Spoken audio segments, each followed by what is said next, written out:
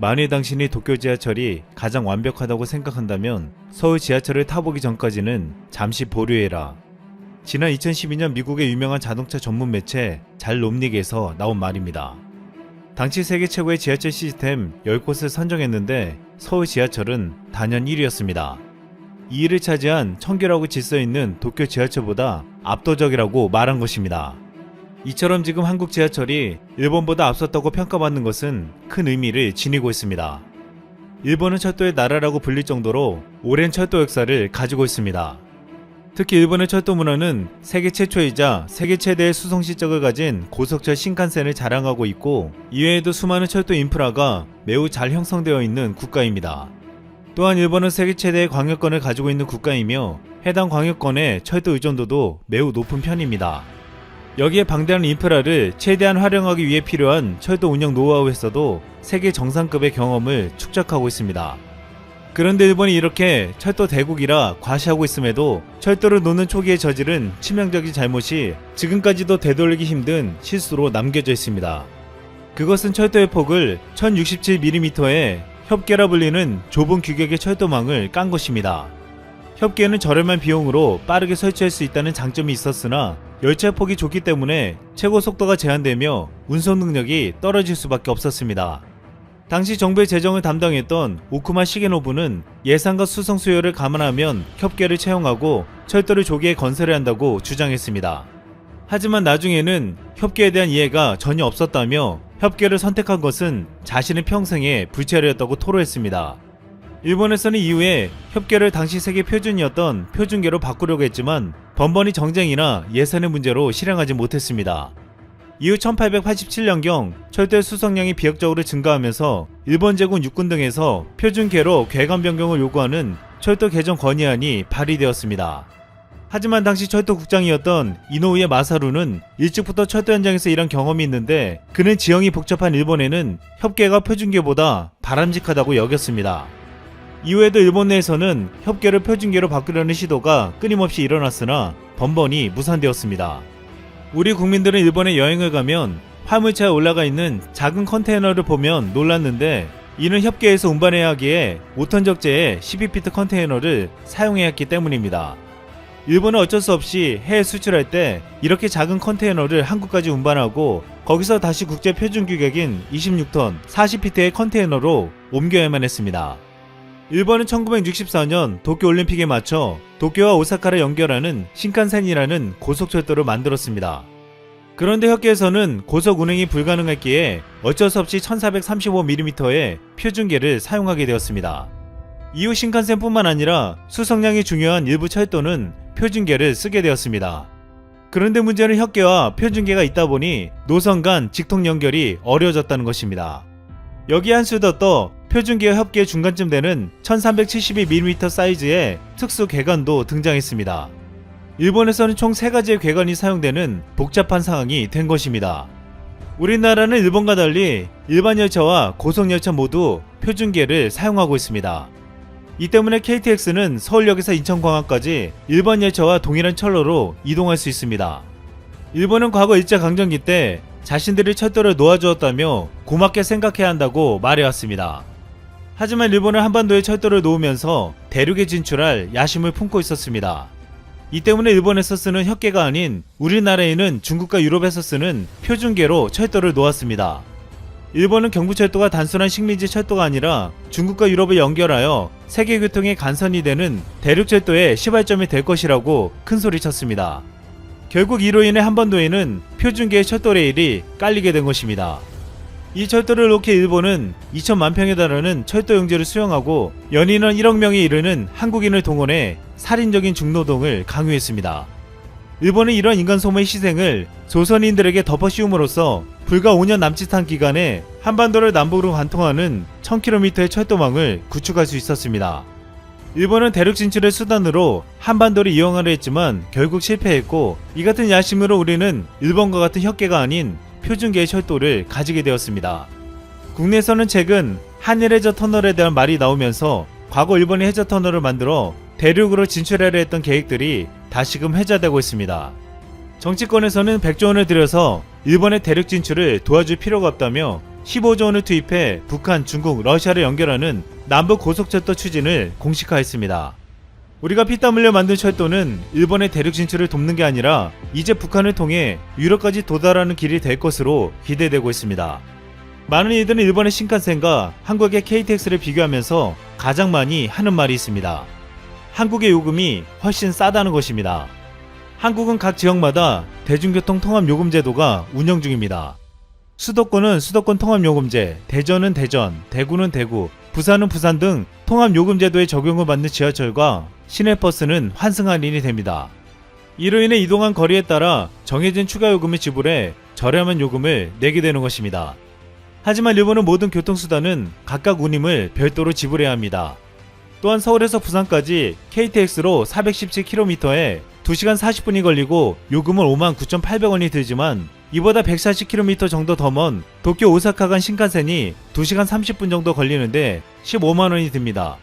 한국보다 1.5에서 2배 가까이 비싼 것입니다. 이렇게 가격 차이가 나는 이유는 한국은 국민의 복지 차원에서 교통수단을 통제하지만 일본은 민영화를 시켰기 때문입니다. 1987년 일본 정부는 재정적자 해소와 서비스 향상의 이유로 공기업이었던 일본 국유철도를 7개의 JR로 분할 민영화했습니다. 이로 인해 도쿄 시내 지하철은 민영지하철 9개 노선과 시에서 운영하는 지하철 4개 노선 총 13개 노선이 복잡하게 얽혀 있습니다.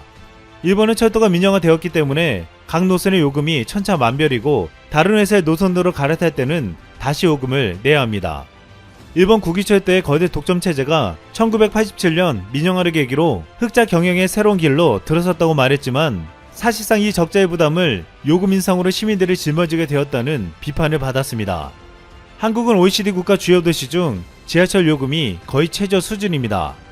서울시 지하철은 65세 이상 노약자나 장애인이 무료로 지하철을 이용할 수 있고 무료 환승 시스템으로 인해서 매년 6천억 원을 쓰고 있습니다. 이것은 만성적인 적자를 불러왔는데 적자는 방만한 경영 탓이 아니라 전적으로 사회적인 기여 때문이었습니다. 서울 메트로는 지하철 서비스의 수준은 전세계 톱5 안에 들면서도 누구나가 가장 저렴한 지하철을 이용하게 해준 것입니다. 또한 한국과 지하철을 비교할 때 많이 나오는 것이 스크린 도어입니다. 사실상 스크린 도어는 일본뿐만 아니라 전세계 다른 나라에서 쉽게 찾아보기 힘듭니다. 한국의 지하철은 현재 거의 대부분의 역에 스크린 도어가 설치되어 있지만 일본에서는 최근 늘어나고 있지만 아직 스크린 도어가 없는 역이 많이 존재하고 있습니다. 일본의 철도가 민영에서 운영하기 때문에 철도회사 입장에서는 큰 비용이 드는 스크린 도어에 쉽게 투자하지 않은 것입니다. 한국의 지하철에는 이것 외에도 세계적인 곳이 많습니다. 한국 지하철에는 장애인과 노인, 아이들에게 필요한 엘리베이터 보급률도 세계 최고 수준입니다. 서울 지하철역 가운데 88%가 엘리베이터만으로 지상에서 타는 곳까지 연결됩니다. 이것은 세계에서 가장 오래된 영국 런던 지하철의 3배가 넘는 것이었습니다. 또한 지하철 와이파이가 세계 최고로 꼽히고 있고 냉난방 시스템도 제일 좋은 것으로 알려져 있습니다. 이 때문에 많은 나라들의 여행 책자에 한국에 가면 반드시 지하철을 타보라는 말이 적혀있을 정도였습니다. 전세계 최고의 교통 시스템을 자랑하는 대한민국에서는 누구나가 값싸게 최고의 서비스를 받게 해주었습니다. 그리고 이제 우리는 이 시스템으로 부산에서 북한과 중국을 지나 유럽까지 고속열차로 가는 꿈을 꾸고 있습니다. 이상 쓸멍이었습니다.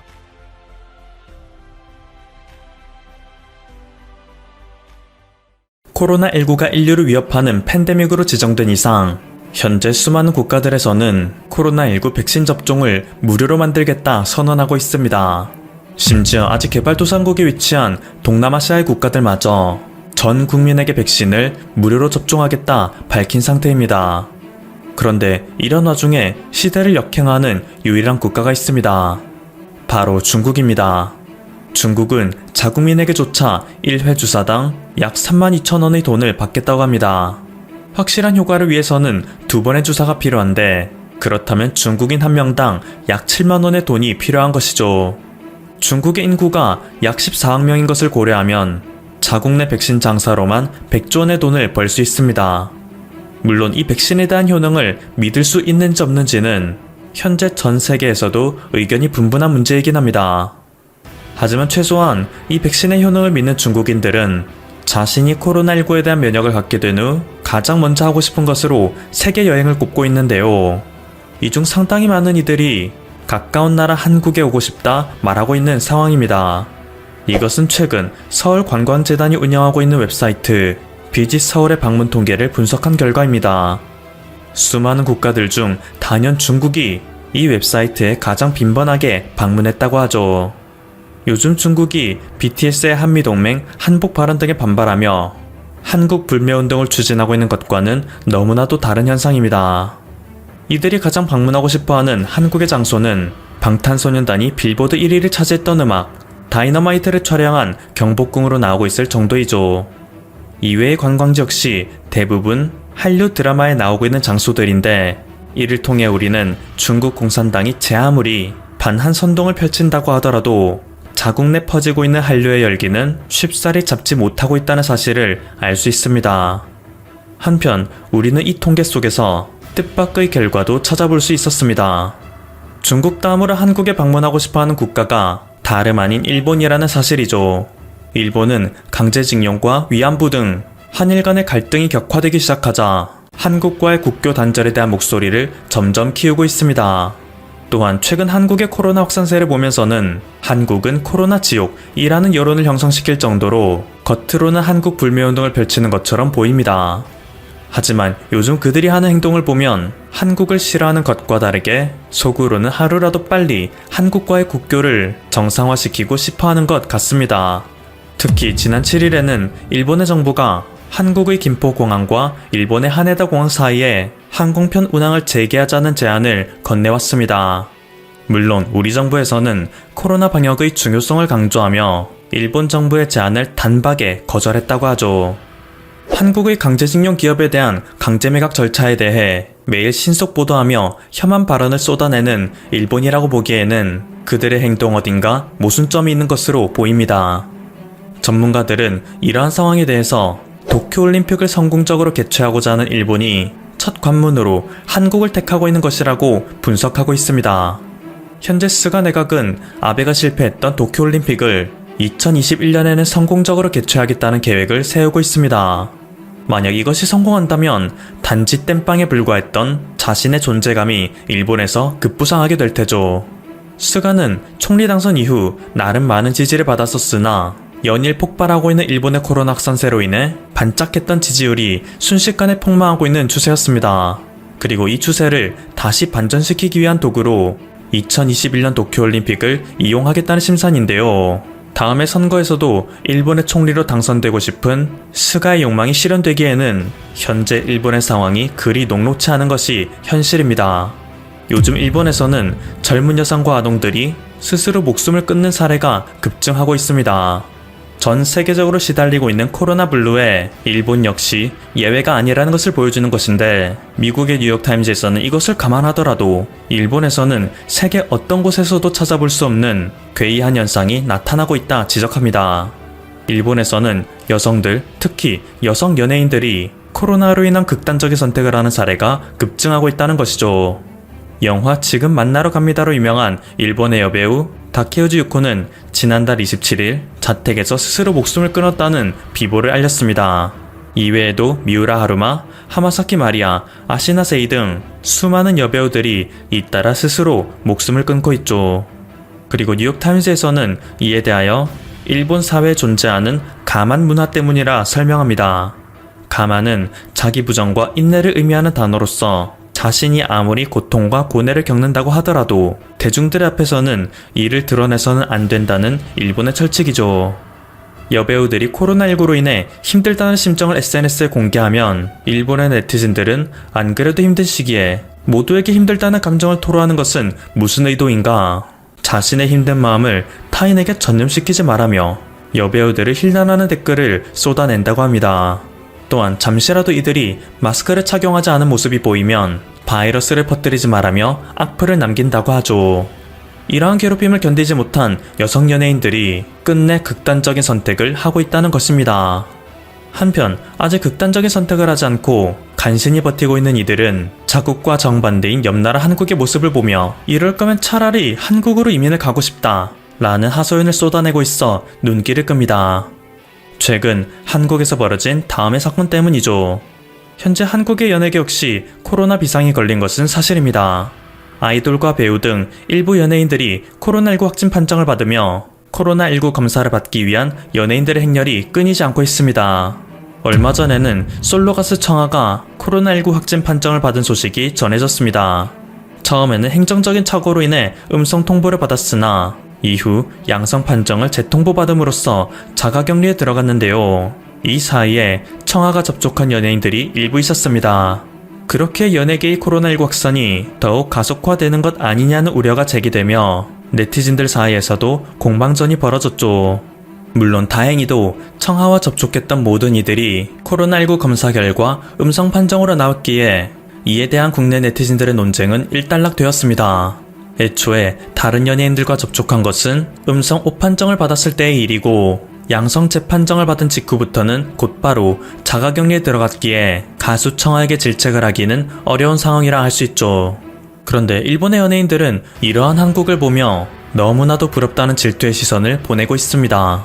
네티즌들의 괴롭힘이 금방 그친 것도 신기하거니와 코로나19 확진자와 접촉을 한 이들이 저렇게 많은데 어떻게 단 한 명도 감염이 발생하지 않을 수가 있냐는 것입니다. 일본이었으면 진작에 코로나 2차, 3차, 4차 감염까지 이루어지고도 남았을 시간이라는 것이죠. 심지어 일본은 현재 코로나에 걸리면 사회적으로 매장당할 수도 있다는 분위기가 팽배하고 있어 일본의 코로나 확산에 지대한 영향을 끼치고 있습니다. 특히 유명인들의 경우 자신에게 경미한 코로나 증상이 느껴진다 하더라도 이것이 일상생활에 큰 지장이 없을 정도라면 이 사실을 작정하고 숨기고 다닐 정도라고 합니다.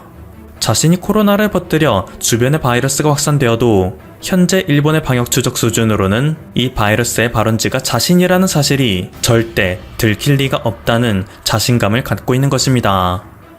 애초에 스스로 역시 경로를 알 수 없는 감염을 당했으니 될 대로 되라는 심정이라고 합니다. 이에 따라 일본의 NHK통신에서는 이러다 보면 일본에서 코로나19는 결국 감기와도 같은 취급을 받게 될지도 모른다며 안일해지고 있는 민도에 대한 우려를 표하고 있는 상황입니다. 그간 중국의 편에 노골적으로 서던 WHO가 최근 코로나19의 첫 발병지는 중국 원난성의 박쥐동굴일 확률이 매우 높다는 보고서를 발표했습니다. 이로 인해 중국은 전 세계 공동의 적임이 더욱 확실해진 상황인데요. 그럼에도 불구하고 중국은 현재 건국 이래 최대의 호황을 누리고 있는 상황입니다. 현재 중국은 근 40년 동안 최고의 무역 흑자를 기록했습니다. 그리고 이는 내년 상반기까지 유지될 전망이라고 합니다. 이러한 그들의 무역 흑자를 견인한 효자 상품은 바로 방역용품, 재택용품 등으로 남들보다 빨리 코로나를 겪었던 중국이 이후 코로나로 인해 고통받을 전 세계 팔기 위해 아예 각 잡고 대량 생산하던 품종들이죠.